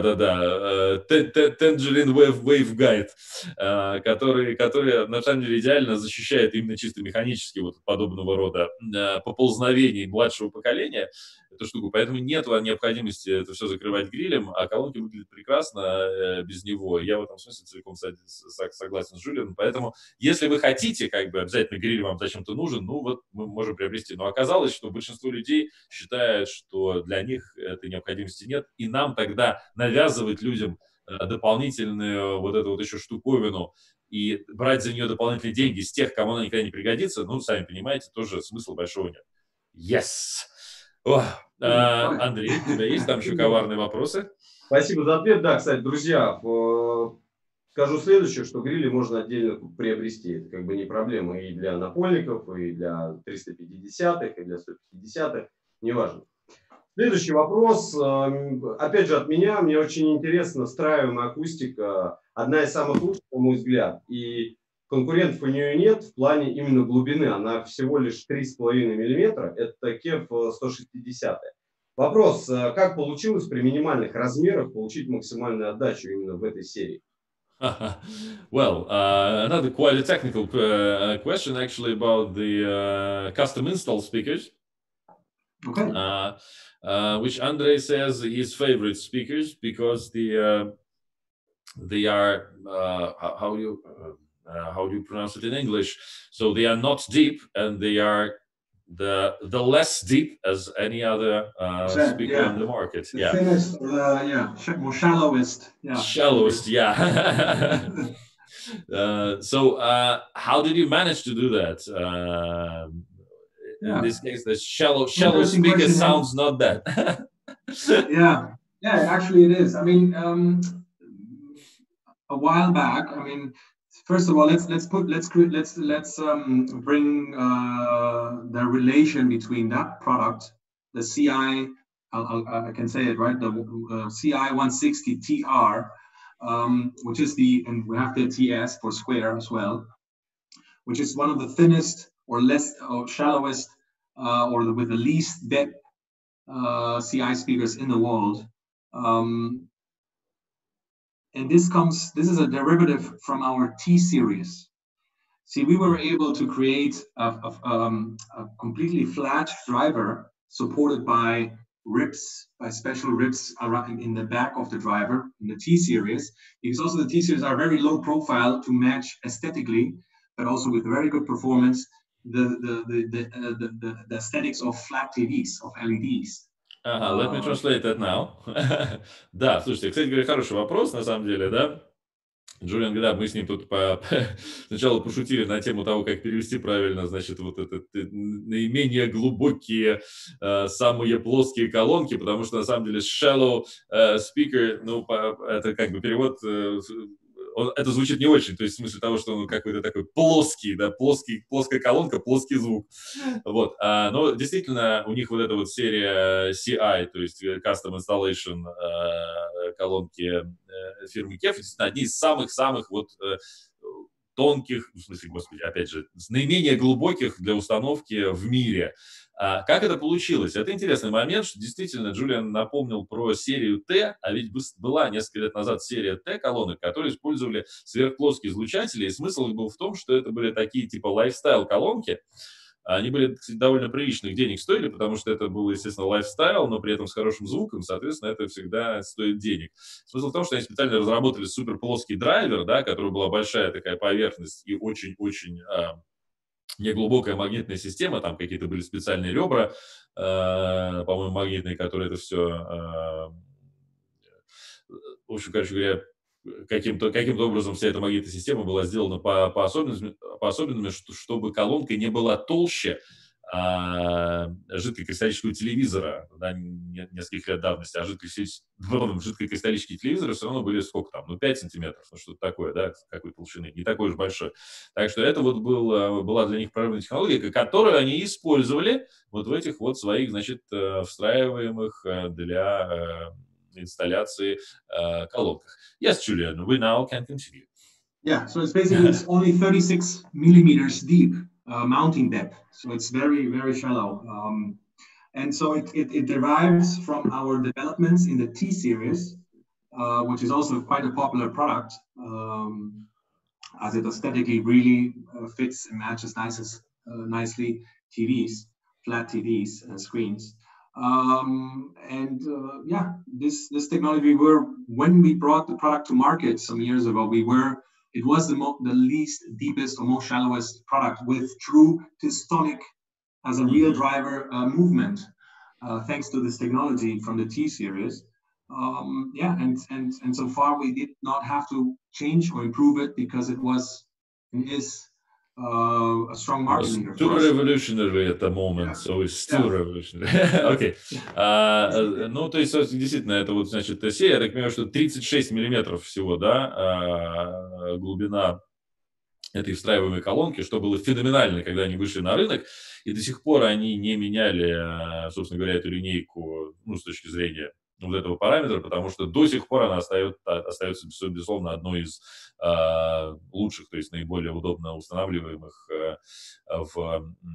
на рынке инсталляционной акустики. Вот у меня тут есть вопрос, который будет отводить нас к, так сказать, истории и опять концепции. Мне интересно, все фирмы серьезные, старые, которые занимаются производством акустики, обязательно посвящают какую-нибудь новую линейку репликам старых моделей. А у KEF, конечно, в этом смысле огромное наследие. Там у них и легендарные собственные старые модели, и мониторы для BBC они делали еще в старые добрые времена.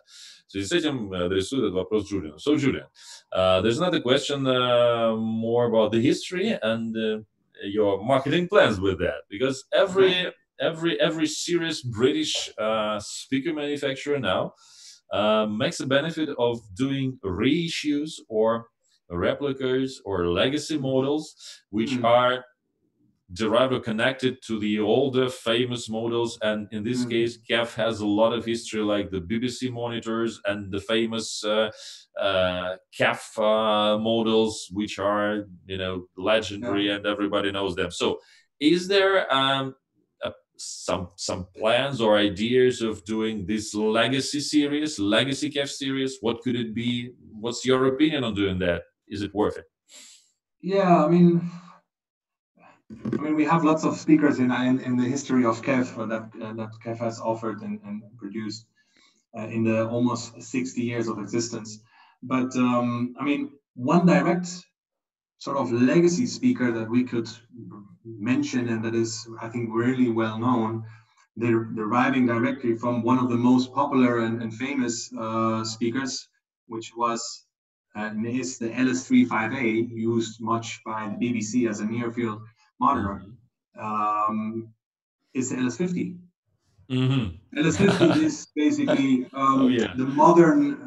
I didn't think about that, actually. So the LS50 is a direct derivative of the LS35A. Why is it not a copy or let's say a new edition of it today?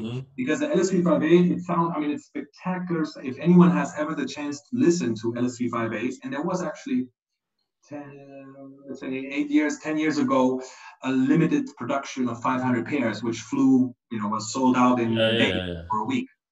But if you have a chance to listen to original or that one batch of 500 pairs LS35A, you will be amazed by how natural and how nicely it sounds. However, it's not of a big bass speaker, not big low frequency speaker. That's what it wasn't meant for, right? Let me now translate that. Значит, Джулиан сразу меня подловил на том, что на самом-то деле, слушайте, вот этот вот так как бы legacy ретро-колонка-то есть сейчас, и вы ее прекрасно знаете, потому что на самом деле колонки LS50, которые как бы LS50 wireless и все остальное, это же на самом деле безусловный реверанс к классическому BBC-шному монитору, который тоже назывался LS3/5 или как 3/5LS.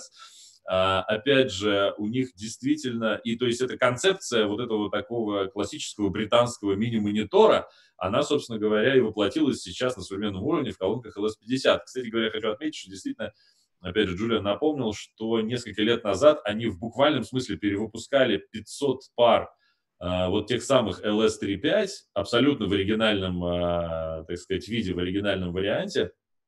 как они производились еще в 60-х, только произведенные сейчас, было 500 копий, которые, естественно, были раскуплены типа чуть ли не до того, как вообще начали, как появились в продаже.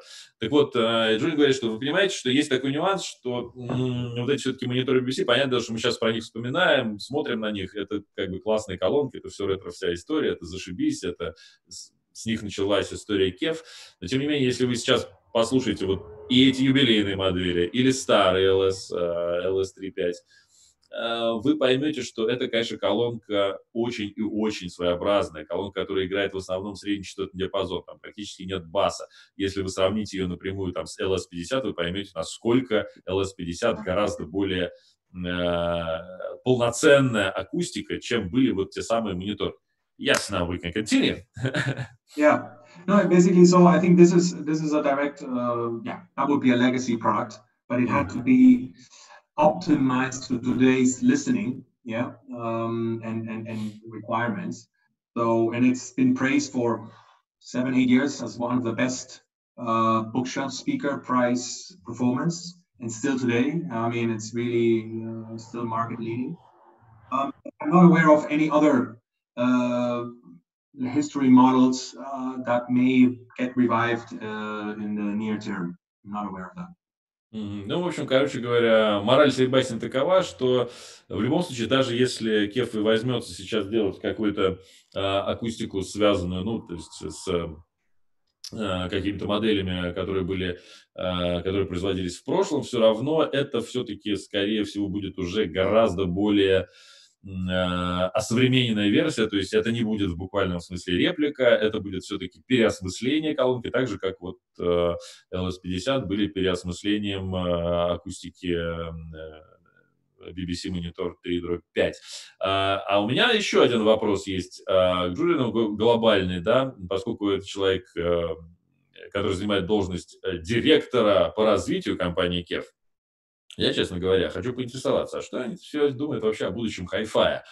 Особенно теперь, когда экономический кризис нагибает всех, на самом деле, в мире. Вот. Что с хай-фаем-то будет? So, Julian, now a very serious question from me. Okay. As far as you know, and you are as one of the directors of the company, so the people who are responsible for the future of it and for the future planning. Well, not that high, but okay. Oh, but okay. The question is, of course, we now experience a big economical crisis everywhere in the world. We can't. We need to deal with that. So, what is your vision of the future of hi-fi? Because hi-fi, of course, is not a thing of the first demand. So, will we survive? If we will survive, which are the ways to do that? How are we gonna live with our beloved hobby in the modern years? Wait, it's a difficult question. Yeah, it is. Of course. As you said, a very... Сложный вопрос, говорит, ты задал, мужик. А как же? I mean, I think we are in this crisis that we are experiencing now, or this pandemic. I think it has no precedence. At least in the times of recordings, I think that the worst one before this was the Spanish flu, right? Yeah, which was exactly 100 years ago. Yeah. Then we have 100 years to take a break. Hopefully not. But obviously, this is unprecedented. We don't know in current modern markets and economies how it will turn out. There is still so much uncertainty. What we can say is that KEF has taken the necessary measures to remain strong. There is a confidence that we will or should go through, come through this crisis still strong, and that we plan on remaining in business and offering and developing. As you see, Jack was saying, I mean, we're still strongly developing and working on new developments, R&D. And we're here to stay another 60 years. But you want to translate? Well, actually, I will translate that. But actually, what I wanted from you is your vision of the future of the hi-fi in general, not only KEF. Well, But until that, I will translate, and you can think about it. Значит, но Джулия начал отвечать на вопрос в том смысле, что, кстати говоря, довольно забавно, что вот эта беспрецедентная ситуация для нас, конечно же, в мире, который мы сейчас переживаем, и понятное дело, что это, значит, вирусный кризис, который, по сути дела, 100 лет назад последний раз. God bless you. It's not that. Да, в общем, короче говоря, мы переживаем сейчас абсолютно уникальное, конечно, время, потому что последний раз человечество переживало подобную эпидемию в 20-х годах, да, это эпидемия гриппа и испанки. Прошло 100 лет, и надеюсь, что еще 100 лет пройдет, прежде чем мы столкнемся опять с чем-то подобным. Вот, поэтому, конечно, никому, на самом деле, если честно говоря, непонятно, что дальше будет. То есть, как это все отразится на экономике, как мы там будем выживать. Понятное дело, что KEF старается держаться, старается целиком и полностью, так сказать, соответствовать своему статусу.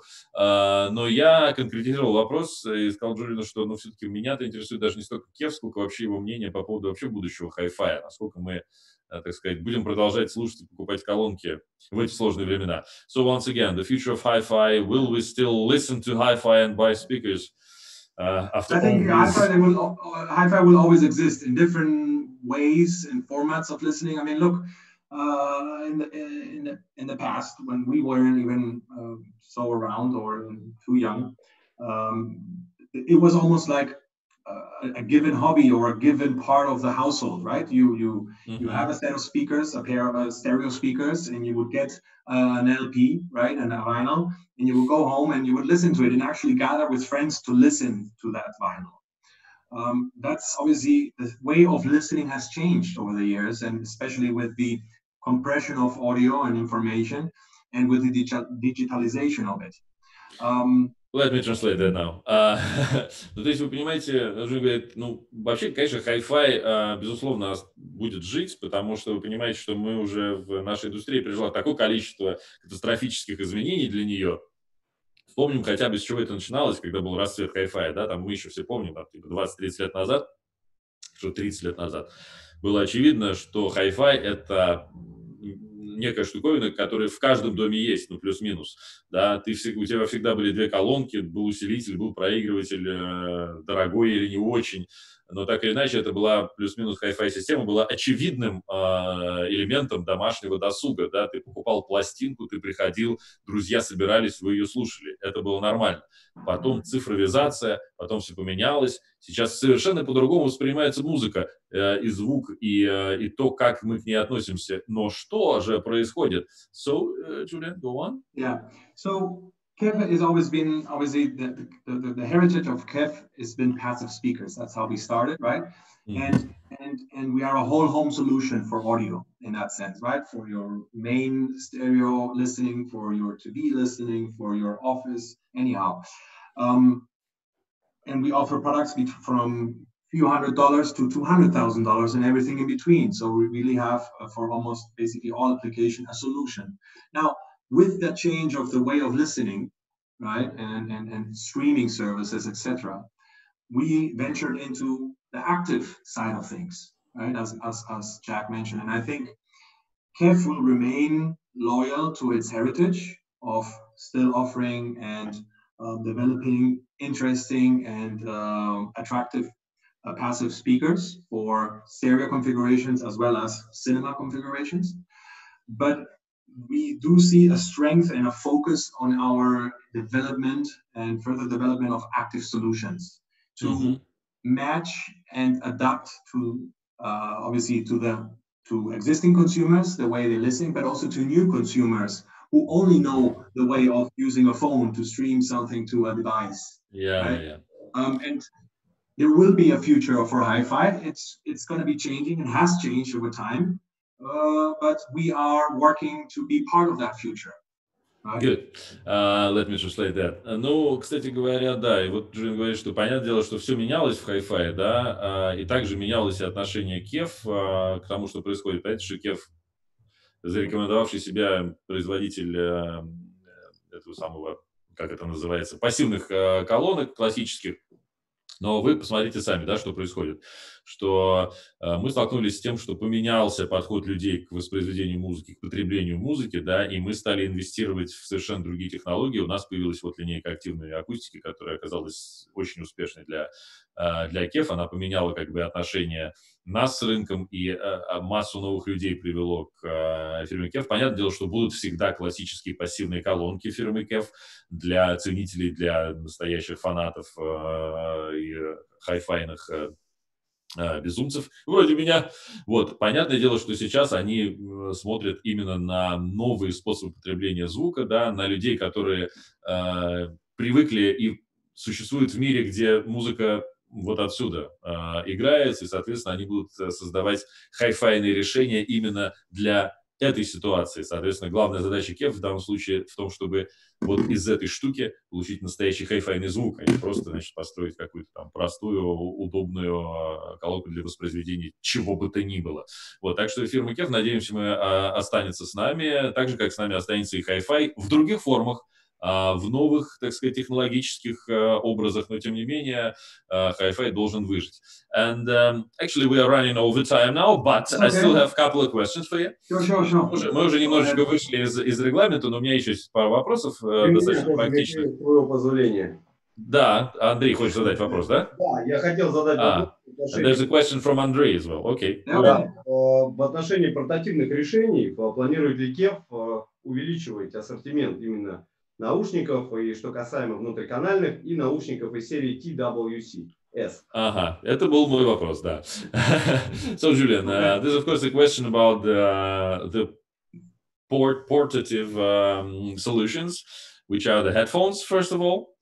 And there was a very interesting headphones coming from KEF in recent years, and there were quite a people who really adored that. Значит, я тоже добавляю от себя, что вот эта линейка наушников, которую KEF выпустила несколько лет назад, она была довольно-таки приобрела культовый статус у многих. So, is there any intention in going on with the headphones further? Maybe making in-ear models, maybe, well, developing this line somehow? I mean, yeah, I said, I mean, our main expertise and our best products have been and are in speakers, yeah. But again, yeah, and a headphone is a way or a type of speaker. Just you wear it on you, it's on the go. So, but I mean, we have had a number of good headphones in our portfolio over the past years, product portfolio. And we just finished or discontinued, are in the process of the headphone product that was in collaboration with Porsche Design. Mm-hmm. And well, I mean, there's not so much I can say at the moment, but I think we should look forward to you know, the near future, near midterm future, and eventually we could be part again in this segment of headphones. Basically, I mean, our focus is to be again a whole home solution, as well as eventually to have a KEF on the go for the enthusiasts. Угу. Ну вот, значит, ответ в том, что пока что они, как вы знаете, немножко все-таки производство наушников, так сказать, подприбрали, потому что, конечно, KEF это все-таки специалист по производству колонок, хотя, конечно же, опять же, и, кстати говоря, помнишь, Ларс Воры то же самое говорил, что, в общем, наушники это колонки и есть, то есть тут ничего такого принципиального, отличающегося от так сказать, сферы экспертизы фирмы KEF нету. То есть, понятное дело, что они тоже могут сделать хорошие наушники. Но пока, как я понимаю, у Джулиана там начинаются какие-то вот эти вот корпоративные секретики и тайны. То есть он не может сказать да и нет, типа делаем мы наушники, не делаем. Явно, я думаю, что они что-то будут делать, судя по тону. Вот, но просто ему нельзя разглашать, потому что там вечные вот эти вот проблемы с конкуренцией. А я, можно, еще конкретизирую вопрос насчет того, что будет ли развиваться вот линейка активных колонок. Если будет, то в какую сторону? Может быть, вообще какие, в принципе, новинки нам стоит ожидать в ближайшее время, о которых можно говорить. Okay, and the last thing, talking about the future and about the development of KEF, if we stay away from the headphones, is there any plans to develop this line of active speakers? Which way could it go? And even if you cannot talk about this, but Maybe maybe there are some products that you can share information with us, which we could expect in recent months, years. I mean, I think as Jack mentioned earlier, and I also mentioned in the, let's say, the future of hi-fi and the future of KEF in hi-fi, I think we could not agree, and you mentioned it before, we hit a home run with our LS50 wireless product when it came out, and we could agree, obviously I can be a bit subjective, but we could agree that we are quite leading in the active speaker, hi-fi speaker market, yeah? We're talking, obviously we're not talking small, smart speakers, active smart speakers. We're talking about hi-fi brands, and within the world of hi-fi brands, I think we have a leading position in that. And our intention is to definitely to keep that leading position in active products. And I can tell you that we are working hard on further developments in active products. But and I think we just have to, look forward, and we may see some further developments or additions or whatsoever in the active product field. But yes, this is a strong part from our product portfolio. And sorry to interrupt. So we can expect some new models or developing of the real ones, or you cannot say that. I cannot fully say that at the moment. I mean, we had the LS50 wireless some 2 years ago. Or a little bit more than that. And then we just about a little over a year ago, we brought LSX. And yeah, we'll have to see. But again, what I do confirm, or I can confirm, is that we put a lot of interest and efforts in further working on our active product solutions. Значит, попробую этот невероятно богатый информационный поток укомплектовать в небольшое количество слов.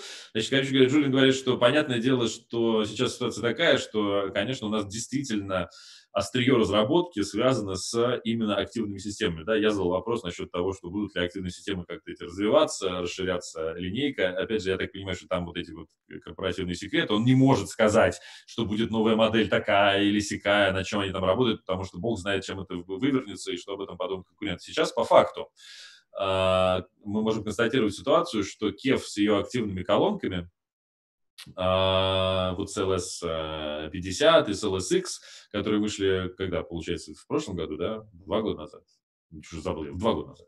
Вот, значит, собственно говоря, они сейчас доминируют на рынке вот этих вот систем, то есть именно хай-файных, серьезных, активных беспроводных аудиосистем. То есть пока что из конкурентов никто их перебить не смог. Поэтому, конечно же, они будут топить еще дальше в эту линейку, ее как-то развивать. Вот. Но, опять же, вот никакой конкретики, скажем.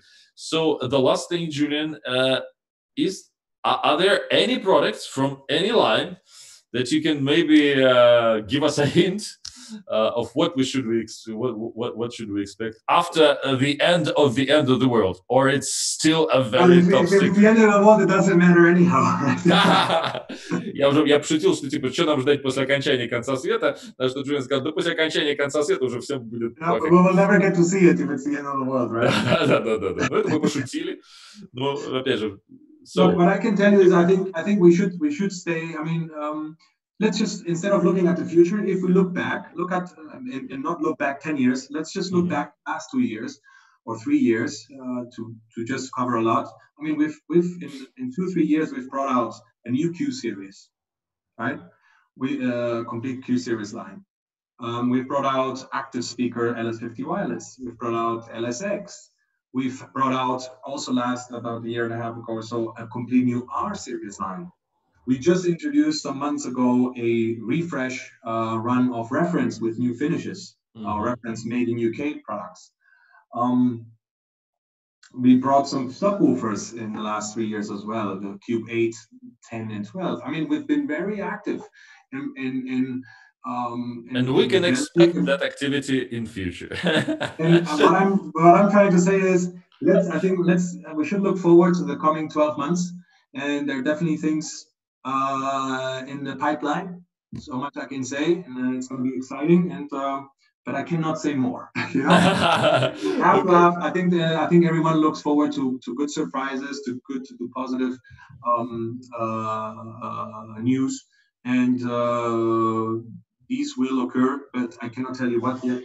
Окей. Значит, ну, опять же, вот Джулиан говорит, типа, ну, вы понимаете, связан я коммерческой тайной, мужики. Вот, но все, что могу сказать, давайте посмотрим вот на последние годы, что у нас было, да, вы понимаете, что у нас, мы перезапустили серию Q, мы перезапустили серию R, которая, кстати говоря, не обновлялась, по-моему, лет 7, прям вообще. Сейчас, значит, ну, референс в новую, тоже был обновлен, референс, это, да, вы понимаете, линейка, которая делается в Великобритании. Появились беспроводные колонки, да, и совершенно точно, что такого же рода новшества будут нас ожидать в ближайшие 12 месяцев, причем намекают, что будут какие-то сюрпризы.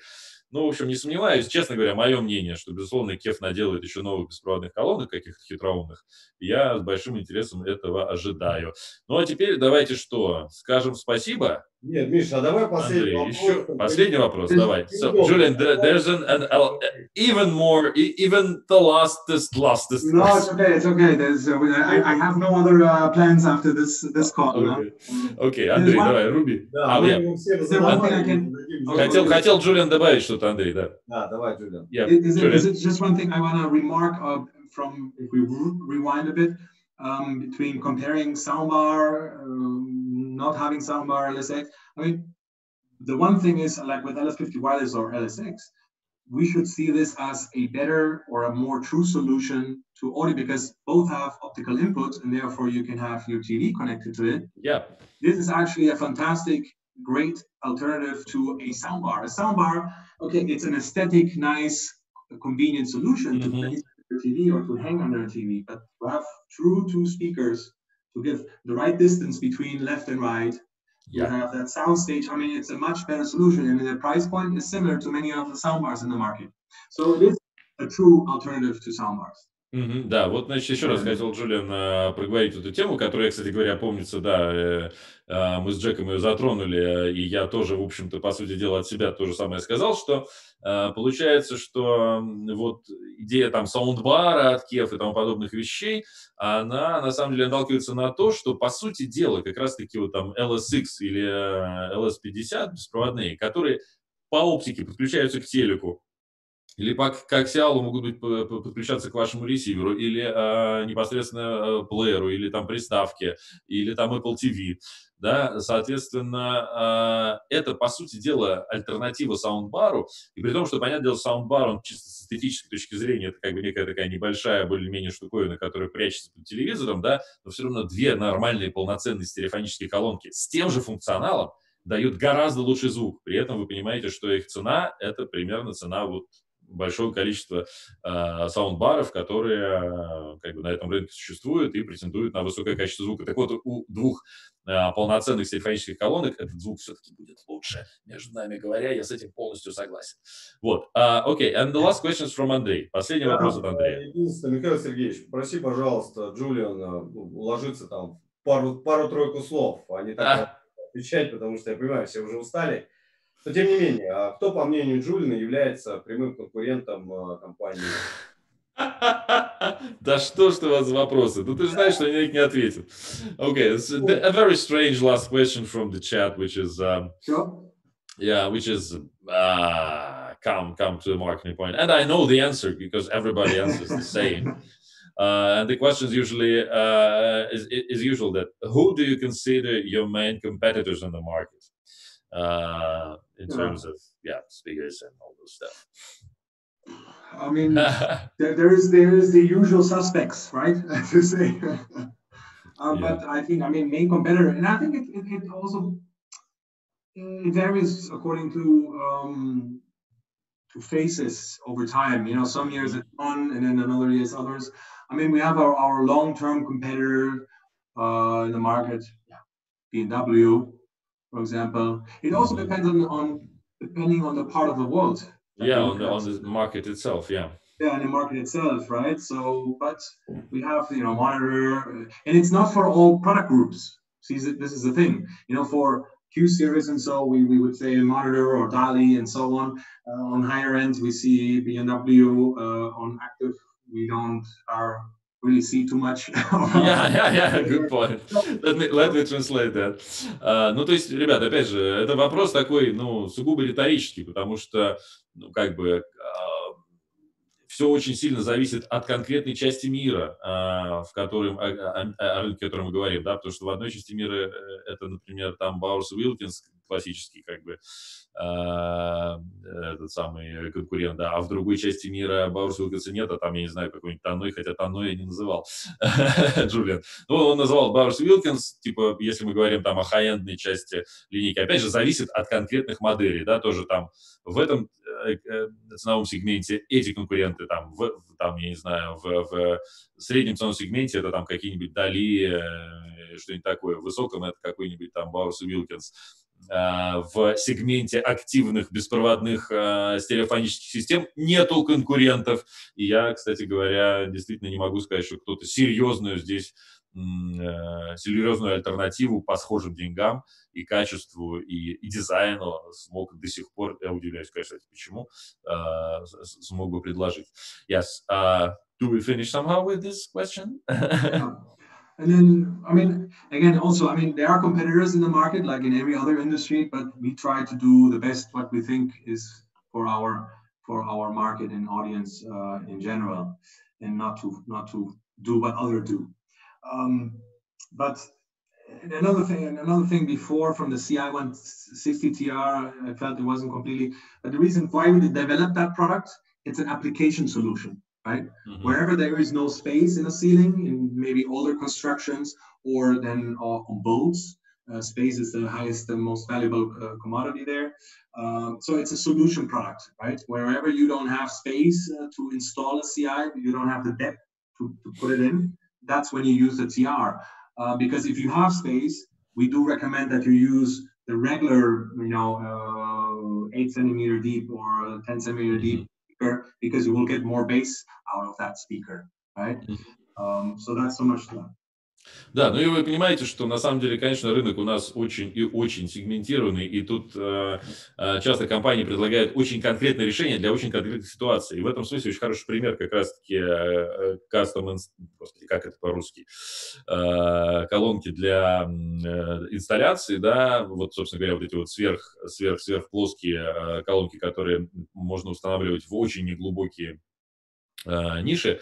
Соответственно, это вот супер нишевый продукт, который, вот, если у вас там есть нормальное пространство для встройки, то, пожалуйста, используйте классические колонки, да, а если у вас этого пространства нет, вот, пожалуйста, есть уникальное решение от KEF, которое вы можете задействовать, и альтернатив нет. И, собственно говоря, от себя я добавлю, что, конечно, повторюсь, что значит конкуренты? Вы же понимаете, что на рынке хай-фая весь смысл состоит в том, что каждая фирма, и Джулиан тоже, кстати, сказал, что каждая фирма исповедует некую свою идеологию, некий свой подход к звуку, к характеру, свои технологии. Да, KEF звучит совершенно иначе, не так, как Таной. Таной звучит совершенно не так, как Bowers Wilkins. Да, это все разные подходы. Лучше ли этот или лучше тот? Они конкурируют в том смысле, что, ребят, вы приходите, сравниваете и понимаете, вот это мой звук это звук KEF. Это абсолютно, это не то, что KEF лучше Bowers Wilkins или Bowers Wilkins лучше KEF. Для вашего уха. Решает только ваше ухо. Поэтому, собственно говоря, тут конкуренция, ну, слава богу, что все эти конкуренты существуют, что у нас есть выбор разных характеров звука, и мы можем найти свою, так сказать, свою радость и свое предпочтение. Okay, I added even more to your answer, as you could understand. Так, Андрей, ну что, мы идем к завершению, да? Да, мы идем к завершению, так что выбирайте ушами, друзья. Собственно, на этом все. Да, это был крайний вопрос. Давайте попрощаемся с Джулианом. Julian, so thank you so much. It was a pleasure to talk to you. Thank you for having us today in your interview chat. And yeah, it was a pleasure. Anytime again. Джулиан говорит, спасибо большое, было очень интересно. Вообще, в любой момент в следующий раз тоже звоните по 3 еще в прямом эфире. Thank you so much. So, Андрей, let's finish it. Okay, thank you so much. Have a great evening. Да, всех наших зрителей благодарим тебя и весь KEF в твоем лице. Спасибо, что ты с нами, спасибо, что вы делаете крутые колонки. Вообще, вы крутые. Спасибо вам. From all the viewers, lots of thanks for being with us and for the speakers that you do. You're doing cool speakers. Continue to do that. Thank you.